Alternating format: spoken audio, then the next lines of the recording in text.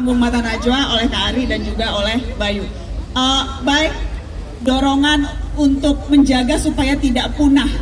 Ada kekhawatiran itu juga? Atau karena bahasa Jawa penduduknya paling banyak, bahasanya paling banyak digunakan, jadi nggak usah khawatir lah? Mungkin Jawa halusnya ya Mbak, itu semakin pudar sih. Untuk anak-anak muda, kalau misalnya ditanyain sama yang lebih tua, bahasa Jawa ya diajak ngomong bahasa Jawa, itu balesnya selalu langsung bahasa Indonesia. Karena mereka nggak bisa balesnya pakai bahasa Jawa halus gitu loh. Iya kan? Ya. Oleh karena itu kemarin di tontonan yang saya bikin itu yang tadi saya bilang Lokadrama, Loro Ati, itu yang saya beranikan untuk tayang di platform yang mainstream sekalian, yaitu salah satu televisi nasional. Itu fight-nya gila-gilaan banget agar bisa tayang karena menggunakan bahasa daerah satu, sama ini tontonan yang baru banget. Nah, di situ saya pengen kalau anak kecil ngomong ke orang yang dewasa bahasa Jawa halus. Karena itu semakin punah Mbak, itu beneran loh. Tadi ini udah mengaku ini, ayo. Gigi doang Mbak, gigi gak kepanggil konku. Ya. Cuma G doang yang tahu, iya itu G gitu. Tapi ya kalau yang selepas itu udah pating pecelempet apa bahasa Indonesia? Udah apa ya, udah nggak yang bisa gitu loh Mbak. Iya. Itu miris juga. Dan Kak Ari juga melihat itu. Jangan-jangan Kak Ari masih bisa tapi bahasa daerah? Alhamdulillah saya itu bisa 4 bahasa daerah. Saya bisa bahasa Wakatobi, bisa bahasa Wolio, bisa bahasa Banjar sedikit-sedikit, bisa bahasa Jawa sedikit-sedikit ya. Karena menurut saya menguasai bahasa daerah itu punya kenikmatan tersendiri. Karena diksi-diksinya itu unik-unik, aneh-aneh. Tapi karena kalau mau bicara sedikit tentang isu yang kita angkat hari ini, saya rasa sih yang harus paling khawatir tentang musnahnya kebudayaan kita ini adalah kawasan Indonesia Timur. Karena hampir semua bahasa yang punah itu berasal dari 2 daerah, dari Maluku dengan dari Provinsi Papua. Bahasa yang sudah punah itu ada 14 bahasa yang tadi itu semuanya itu dari Maluku dengan Papua. Kemudian 25 bahasa yang juga terancam punah itu karena penuturnya itu sudah berusia 40 tahun ke atas. Sudah tidak ada yang berusia 40 tahun ke bawah. Menjadi cerminan untuk diri saya adalah bahasa Tomia yang saya kuasai itu, bahasa Wakatobi yang saya kuasai ini.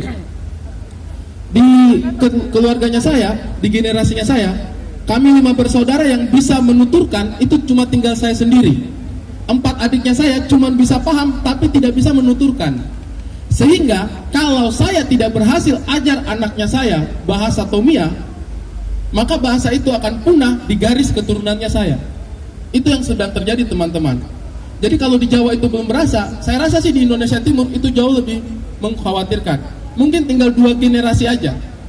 Mungkin tinggal 2 generasi saja. Apalagi serbuan media juga kan sekarang sudah semakin masif ya. Anak-anak kecil sekarang konsumsinya, iya syukur-syukur kalau konten-konten berbahasa Indonesia. Lebih seringnya juga adalah konten-konten berbahasa Inggris. Semakin tidak ada ruang untuk bahasa daerah masuk ke sana gitu. Sementara kalau kita lihat, kalau teman-teman nanti dengar lagunya saya Valiako, kenapa saya ciptakan itu dengan perasaan bahagia? Karena ketika saya runut kata-katanya, diksi-diksinya, saya itu terbawa kepada pengalaman mungkin 3.000, 4.000 tahun yang lalu ketika nenek moyang saya pertama datang menginjakan Nusantara ini dan membawa bahasa itu dan melestari hingga ribuan tahun sampai sekarang. Ini adalah bahasa yang tua, ini adalah bahasa yang kuno. Kalau misalnya tiba-tiba musnah, hilang begitu saja, kita nggak bisa cari, kita nggak bisa ciptakan gitu. Dan itu artinya kita kehilangan sebagian dari identitas diri kita. Betul, dan itu kita nggak bisa ciptakan. Ya. Kita itu adalah negara dengan nomor 2 dengan bahasa daerah yang paling variatif gitu. Nomor 1-nya itu Papua Nugini. Kita itu nomor 2 714. Ya. Ini adalah sumber daya gitu. Tapi bagaimana caranya kita lestarikan adalah kita jadikan bagian dari kehidupannya kita dalam proses berkaryanya kita. Ya. Mas Bayu Skak di sini itu adalah inspirasinya saya ketika saya memutuskan untuk ya sudah saya harus bikin juga. Betul Mas, serius. Sampai bikin dalam berbagai bentuk media gitu, dalam film, dalam puisi, dalam lagu, dalam segala macam. Itu juga yang saya harap bisa mendorong generasi mudanya saya dari Indonesia Timur, Pak Menteri, untuk bisa menjadikan bahasa daerah itu sebagai rumusnya kita. Lagu-lagu Timur sekarang banyak yang bermunculan ya. Ya kan, naik turun, kopi mana lah segala macam, banyak itu, banyak lagu di TikTok semua lagu Timur. Tetapi tidak terlalu banyak yang menggunakan roots aslinya, bahasanya kita yang paling basic. Padahal itu merupakan bahasa tanah atau bahasa tua gitu yang harus betul-betul kita lestarikan dan kita banggakan. Itu sih. Bagaimana Mas Andi? Adakah misalnya gerakan tertentu? Apakah ini juga merupakan concern dan apa yang bisa dilakukan untuk mendorong itu? Jadi saya ini mungkin contoh yang paling valid ya, karena bapak saya berasal dari Indonesia Timur, bahasa lidah dari ibunya itu adalah Gorontalo dan Gorontalo kuno yang masih dia bisa ucapkan. Ibu saya dari Jawa dan berbicara Jawa Kromo Inggil. Mereka ketemu di Bandung dan dua-duanya bisa bahasa Sunda. Setelah itu mereka hijrah ke Riau, di mana saya lahir di situ dan di situ saya belajar bahasa Melayu. Nah disitulah pas saya besar di Jakarta Selatan hilang semuanya, karena di Jakarta Selatan waktu itu ada seperti gelombang di mana banyak sekali istilah-istilah bahasa Inggris yang masuk untuk menjadi bagian daripada kehidupan sehari-hari. Saya baru bisa mengerti dialek-dialek lokal ini setelah saya berkeliling di Indonesia, mulai belajar satu persatu, dan saya melihat begitu kaya rayanya, dan memang betul menjadi tugas kita untuk menjaga agar tradisi ini bisa kita lestarikan. Mas, tadi kan ada soal apa yang dilakukan. Boleh share tidak? Apa sih yang konkret real bisa dilakukan di Dede ini kalau memang mau berkolaborasi? Oke, Dede, kalian semua suka drakor, betul? Oke, saya minta kalau kalian, ini konkret ya, konkret banget. Karena kita bicara mengenai balance sheet, mengenai neraca ekonomi kreatif kita. Jika kalian nonton drakor 1 minggu dan nonton konten dari Indonesia, misalnya tadi saya bicara Dralam. Apa tuh Dralam? Drama Lamongan. Atau drama horor. Nah itu kita harus perbandingkan gitu, bahwa menonton film asing 5 kali, kita harus mungkin imbangi dengan menonton film Indonesia 5 kali juga. Dengar lagu juga begitu, karena itu semua terdeteksi di big data dan terdeteksi dari segi hak kekayaan intelektual dan sumber pendapatan dari para pelaku ekonomi kreatif ini. Jika kita bertanggung jawab mengkonsumsi konten-konten lokal kita, maka ekonomi kreatif kita akan luar biasa potensinya. Dan saya memprediksikan kita akan melampaui Korea karena kita punya penduduk di atas 280 juta dalam 5-10 tahun ke depan. Siap semua? Ayo kita mulai selaraskan, nonton konten asing dan konten lokal, kita selaraskan, dan pada saat nanti tidak terlalu lama lagi kita akan menjadi tuan rumah di negeri sendiri. Insya Allah. Tapi kan selera tidak bisa dipaksakan ya.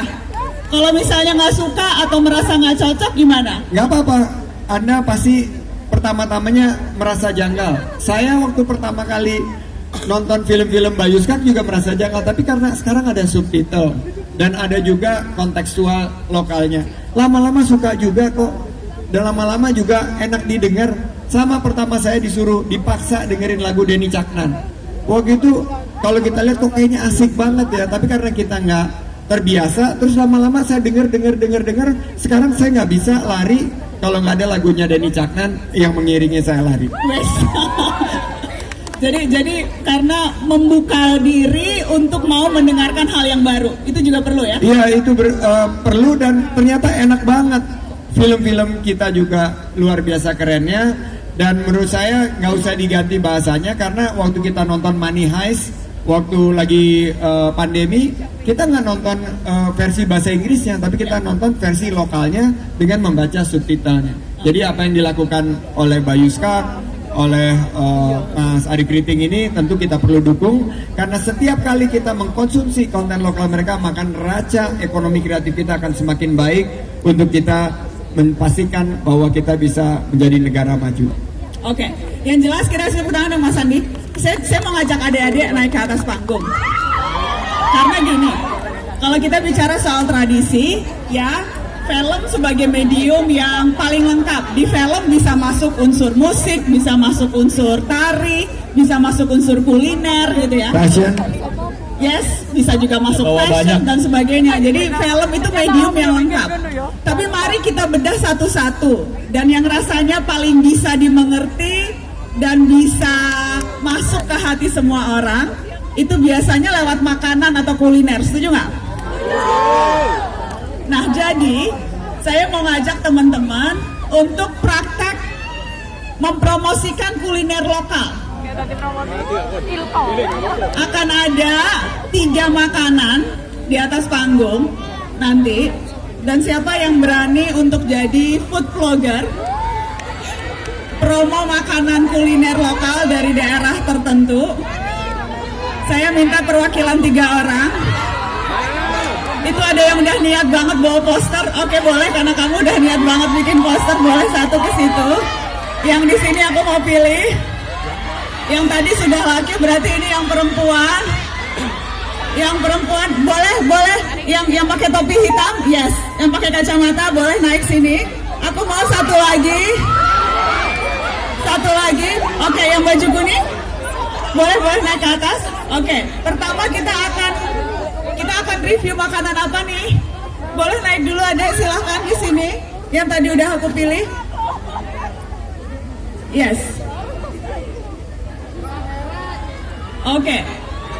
Karena kalau kita bicara makanan itu selalu semuanya dekat di hati.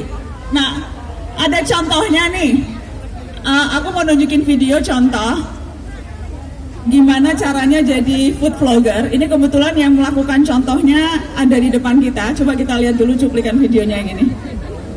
Kalau mau kaya, makan roti Srikaya.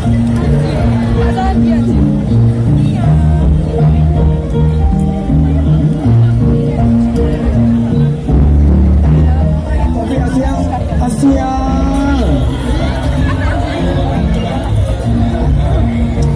Kopi Asia. Harganya Asia. Oke, itu contoh untuk tidak ditiru ya adik-adik. Pasti ada yang bisa lebih keren.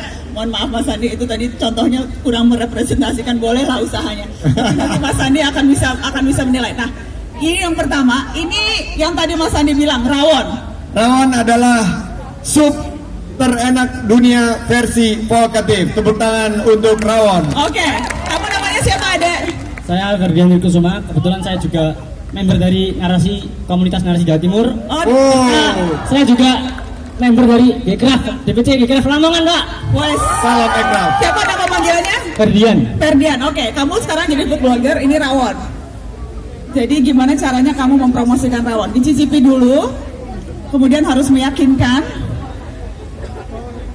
Waktunya nanti 30 detik. Harus lengkap pakai ekspresi ya, pakai ekspresinya. Boleh. Gak apa-apa. Tak pegangin mic-nya. Jadi dicoba dulu, terus kemudian nanti ekspresinya seperti apa harus jelas. Bismillahirrahmanirrahim.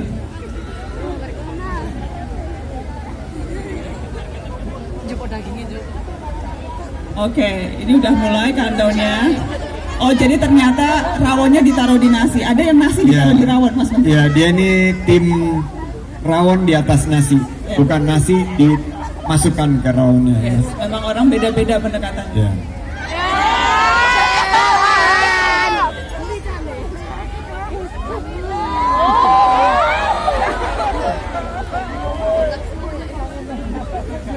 Wah, rasanya ini asli Surabaya, jadi sudah saatnya kita melestarikan makanan asli Surabaya. Rasanya gimana? Nggak bisa diungkapkan dari kata-kata. Harus bisa food vlogger ya, lewat kata-kata diungkapkannya. Ya, udah. Ini kan pastinya enak sekali. Ya. Saya sebenarnya nggak suka makan daging, tapi saya paksa sekarang mulai suka.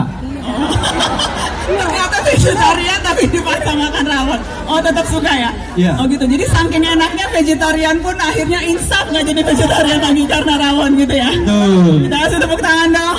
Kita kasih tepuk tangan, boleh diminum.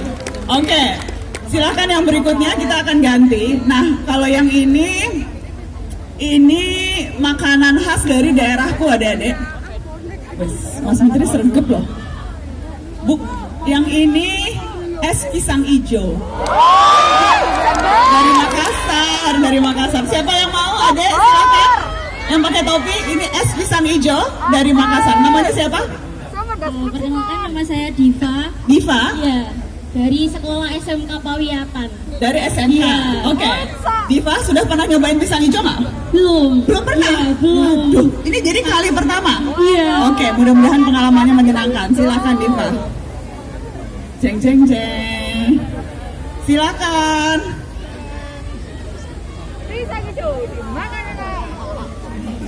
Chan.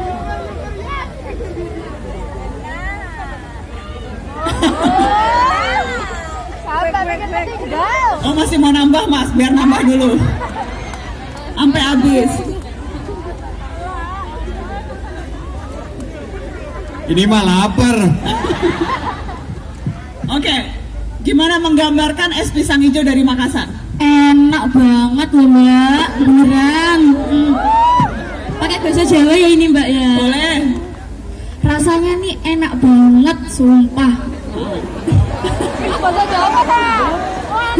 Ini bukan endorse loh ya, ini enak beneran. Dari mana nih Mbak? Makassar ya? Makassar. Oh enak banget. Enaknya karena Enak ini rasa ada perpaduan pisang dibalut sama bukan toh, bukan Mas. Pisang dibalut sama tepung. Jadi enak rasanya. Buat kalian yang belum pernah coba enak rek, beneran. tepuk tangan buat Diva. Lumayan meyakinkan. Oke, kita sekarang yang ketiga. Yang ketiga ini Nas. Yang Waduh. ketiga ini Ini papeda. epic ini epic. Epic ini. Papeda kuah kuning ya Kak ini? Iya, kuah kuning kayaknya pakai ikan ya. Ini kayaknya ikan tongkol. Ikan tongkol betul. Makanya matching kamu pakai baju kuning pas banget papeda banget. Kuah ikan kuning. tongkol kuah kuning. Papeda kuah kuning. Kamu pernah makan papeda nggak? Belum pernah makan papeda. Oke. Papeda itu dari sagu ya Kak Ari? Dari sagu, betul, dari sagu. Nanti Kak Ari mungkin bisa kasih tahu cara makan yang benar ya. Nah, sebenarnya kalau cara makannya yang benar itu digulung-gulung. Foto bareng Bayu. Ya. Masukin sendoknya, nah digulung sedikit ke sendok. Digulung dikit. Nah, boleh digulung begitu. Nah, iya, digulung. Apa Kak Ari Harus suapin digulung. aja Kak? Heeh.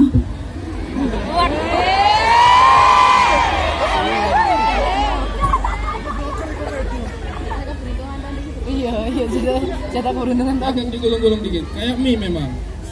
Nah, agak digulung, terus dipotong. Digulung, dipotong. Right. Agak makan waktu ya, memang. Harus bersabar ya. Bagus ini sagunya nih, kenyal. Nah, udah. Nah, ini tinggal dimakan. Suapin Mas Ari, oh enggak. Kalau saya suapin dia nanti ada yang tidak happy. Terutama yang di rumah ya. Kak, ragu-ragu. Harus pakai ikannya ya. Harus pakai ikannya biar gurih. Wes, lahap loh. Suka loh ternyata, kasih tepuk tangan dong. Suka loh. Enak kan?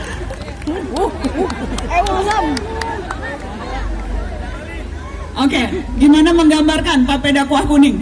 Papeda kuah kuning ini enak banget. Sagunya kenyal dan pertama kali aku nyobain itu bener-bener rasanya luar biasa di luar ekspektasi dan oke. Kuahnya juga bener-bener kayak rempah. Kuah kuningnya ini mungkin apa ya, kencur bukan? Kebetulan bukan Kak Ari yang masak. Tapi kayaknya kunyit sih. Iya. Cuma kamu kira-kira kalau akan nyari lagi nggak? Iya. Jadi pengalaman pertama di panggung Mata Najwa, tapi setelah ini nyari beli sendiri dan nyobain sendiri ya Den. Pastinya. Kasih tepuk tangan dong, kasih tepuk tangan. Terima kasih. Terima kasih. Makanya Mbak Nana, kita tuh punya program Indonesia Spice Up the World. Aha. Karena ternyata seperti tadi Diva dan siapa namanya tadi? Elsa itu belum pernah nyoba kuliner-kuliner lokal kita. Apalagi kalau kita di luar negeri. Ternyata kuliner kita ini sangat kaya raya. Dan kalau kita promosikan, ini akan mampu untuk mengangkat peluang bahwa makanan-makanan khas Indonesia ini bukan hanya bisa dicintai oleh anak-anak bangsa tapi juga bisa go internasional. Keren, keren. Kita ada merchandise buat teman-teman yang ada di atas, boleh langsung dikasih merchandise-nya. Terima kasih sudah mencoba makanan khas kuliner Indonesia. Kasih tepuk tangan dong buat semuanya. Thank you Ade, silahkan kembali dulu. Terima kasih. Oke, itu baru satu subsektor ya, Mas Menteri, itu baru 10. Jadi ada 17 subsektor ekonomi kreatif dan subsektor terbesar di ekonomi kreatif dengan menyumbangkan 43% nilai tambah ekonominya itu adalah kuliner. Kuliner, karena semua orang suka makan, semua orang butuh makan dan beragam. Dari satu daerah saja sudah ada beragam.